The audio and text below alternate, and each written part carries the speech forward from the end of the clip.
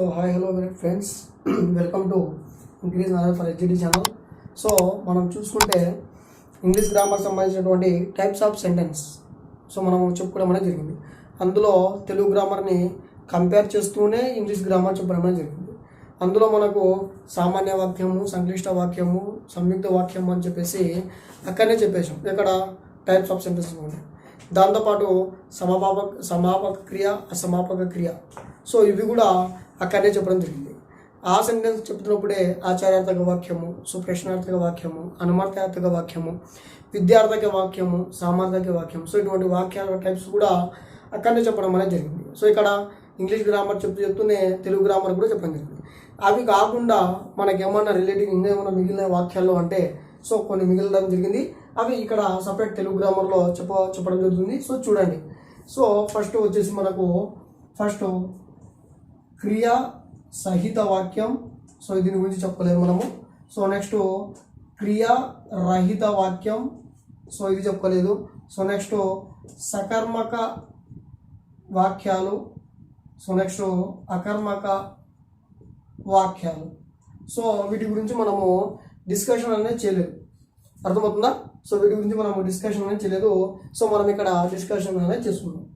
క్రియా సహిత వాక్యాలు అంటే ఏమిటి? క్రియా సహిత సంబంధించినటువంటి వాక్యాలు అంటే ఏమిటి?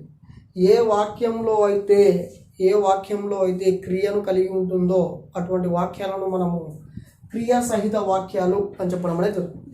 సో ఇవి రావా బ్రదర్ అని డిఎస్సి అంటే సో టెట్టుకైతే మ్యాక్సిమం అడుగుతూ ఉన్నాడు. సో ఒక ఎగ్జాంపుల్ ఇచ్చేసి ఇది ఏ వాక్యం అన్నట్టుగా అడుగుతున్నాడు. సో చాలాసార్లు కూడా రావడం అనేది జరిగింది. కాబట్టి చూడండి, నేర్చుకోండి, ప్రతిదీ నేర్చుకోవాల్సింది బేసిక్ నుంచి. సో క్రియా సహిత వాక్యాలు.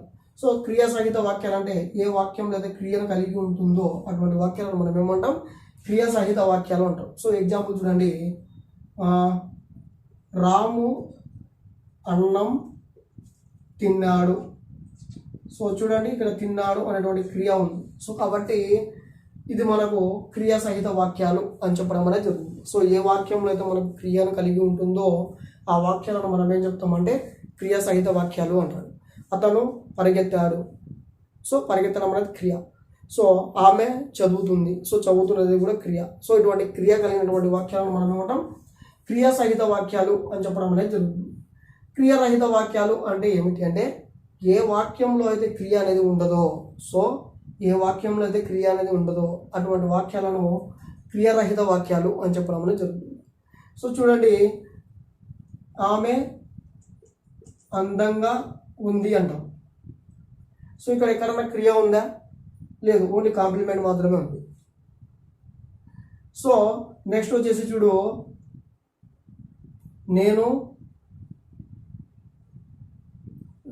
ఇక్కడ చూడండి, నెక్స్ట్ ఎగ్జాంపుల్ చూసుకుంటే బాగున్నాను నేను, సో లేదా నేను బాగున్నాను అనేటట్టు ఉంది కాన్సెప్ట్. సో నేను బాగున్నాను, సో లేదా ఆమె అందంగా ఉంది. సో ఇటువంటివి మనం కానీ చెప్పుకుంటే సో ఎక్కడైనా క్రియ కనిపిస్తుందా? కనపడదు. సో ఇటువంటి క్రియ లేని వాక్యాలను మనం ఏమంటే క్రియారహిత వాక్యాలు అని చెప్పడం అనేది జరుగుతుంది. ఇక్కడ ఉంది రాజు గొప్పవాడు. సో ఇది దీనిలో ఏమైనా క్రియ కనిపిస్తుందా? మనకు కనపడలేదు. సో ఇటువంటి వాక్యాలను మనం ఏమంటామంటే క్రియారహిత వాక్యాలు అని చెప్పడం అనేది జరుగుతుంది. ఏ వాక్యంలో అయితే క్రియ ఉండదో అటువంటి వాక్యాలను మనం ఏమంటాం? క్రియారహిత వాక్యాలు అని చెప్పడం జరుగుతుంది. నెక్స్ట్ కాన్సెప్ట్ తీసుకుంటే ఎత్తులో ఉండడం జరిగింది సకర్మక వాక్యాలు, సో అకర్మక వాక్యాలు. సకర్మక వాక్యం అంటే ఏమిటంటే సో చూడండి, ఒక క్వశ్చన్ని మనము ప్రశ్నిస్తున్నప్పుడు ఏమని ప్రశ్నిస్తున్నప్పుడు ఎవరిని, దేనిని లేదా వేనిని అని మనం ఆ క్వశ్చన్ని ప్రశ్నిస్తున్నాం అనుకోండి, అప్పుడు దానికి ఆన్సర్ అనేది రావాలి. సో ఆన్సర్ వచ్చిందంటే దాన్ని మనం ఏమంటాం? సకర్మక వాక్యాలు అని చెప్తాం. ఇప్పుడు చూడండి, ఇంకొక విధంగా చెప్పాలంటే ఏ వాక్యంలో అయితే కర్మ కలిగి ఉందో, ఏ వాక్యం అయితే కర్మను కలిగి ఉందో, సకర్మకం అంటే కర్మ, చూడండి సకర్మ కర్మ కలిగినటువంటి వాక్యాలను మనం ఏమంటాం? సకర్మక వాక్యాలు అని చెప్తాం. సకశేరుకాలు అకశేరుకాలు ఉన్నాయి కదండి. సో సక అంటే ఏంది? ఏమని అర్థం? వెన్నముక కలిగినదని. సో కలిగి ఉన్న వాటికి ముద్దగా మనకి సక అనేది వస్తుంది. అకశేరుకాలు ఉన్నాయి. సో అక అనేటువంటి ముందు వచ్చింది కాబట్టి అకశేరుకాల్లో వెన్నముక్క లేనటువంటి జీవులు మనం ఏమంటాం? సో అకశేరుకాలు అని చెప్తాం. సో ఇక్కడ కూడా సేమ్ అంతే, సకర్మక వాక్యాలు. సో సకర్మక వాక్యాలు అంటే కర్మను కలిగినటువంటి వాక్యాలు. ఏ వాక్యంలో అయితే కర్మను కలిగి ఉంటాయో అటువంటి వాక్యాలను మనం ఏమంటామంటే సకర్మక వాక్యాలు అంటారు. సో ఎగ్జాంపుల్ మనం చిన్నప్పుడు చూసుకుంటున్నాం. సో రాముడు రావణుణ్ణి చంపాను అని ఉంటుంది. సో రాముడు రావణుణ్ణి చంపాను అని ఉంటుంది. సో చూడండి, క్వశ్చన్ చేసుకుందాం. ఈ మూడిట్లో ఏదో ఒకటి రావాలి మనకు ఖచ్చితంగా. సో ఈ మూడిట్లో ఏదో ఒకటి క్వశ్చన్ అడిగినాం అనుకోండి, దీనికి ఆన్సర్ అనేది చెప్పగలగాలి. చూడండి, రాముడు రావణుని చంపాను. సో ఎవరిని అనగానే మనం ఏమంటాం? రాముణ్ణి. రావణుని అంటాం. సో ఎవరిని చంపానంటే రావణుని చంపానని చెప్తాం. కాబట్టి చూడు, ఇక్కడికి ఆన్సర్ వచ్చేసిందే.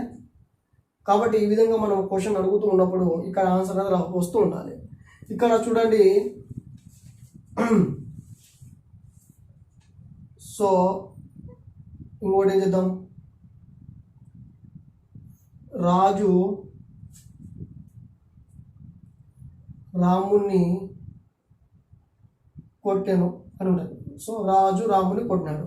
సో రాజు రాముని కొట్టినాడు అనుకోండి. సో మనం ఏమంటాం? ఎవరిని కొట్టాడంటాం. సో ఎవరిని కొట్టాడంటే మనకు ఆన్సర్ వస్తుంది రాముణ్ణి అని వస్తుంది. అర్థమవుతుందా? సో ఈ విధంగా మనకు ఈ ఎవరిని కానీ దేనిని కానీ వేనిని కానీ వచ్చింది అనుకోండి, అటువంటి వాక్యాలను మనం ఏమంటాం? సకర్మక వాక్యాలు అంటాం. అర్థమవుతుందా?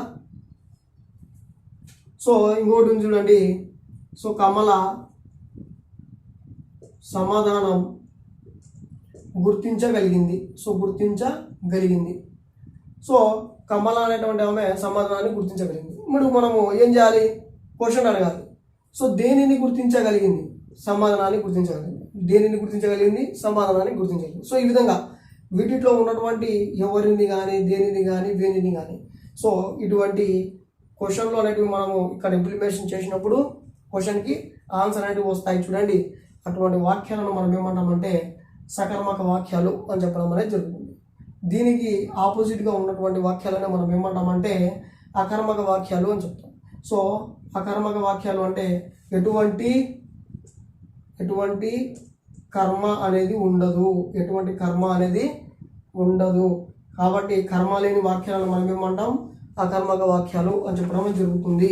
సో వీటిలో క్వశ్చన్లో మనము ఎవరిని దేనిని వీటిని అనేది మనం క్వశ్చన్ చేస్తే ఎటువంటి సమాధానం అనేది రాదు.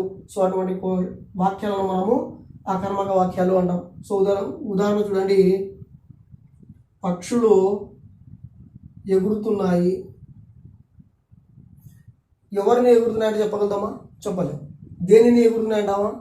సో వేటిని ఎగురుతున్నాయని చెప్తామా? సో ఎక్కడైనా ఆన్సర్ వస్తుందా? రాదు. సో కాబట్టి ఇటువంటి కర్మ లేనటువంటి వాక్యాలను మనం ఏమంటాం? అకర్మక వాక్యాలు అంటాం. ఇప్పుడు సూర్యుడు ఉన్నాడు, సూర్యుడు అస్తమిస్తున్నాడు అంటాం. సూర్యుడు అస్తమిస్తున్నాడు అంటాం. ఎవరిని అస్తమిస్తాడు అంటామా? దేనిని అస్తమిస్తాడంటామా?